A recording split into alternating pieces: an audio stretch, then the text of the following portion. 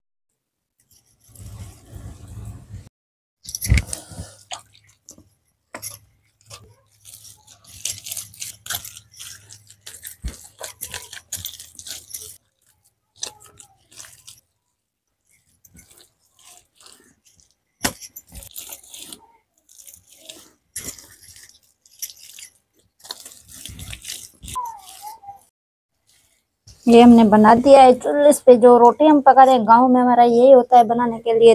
मिट्टी के कैसे बनाते हैं चूल, हम तो चूल बोलते हैं, आप लोग चूल्हा बोलेंगे उनको।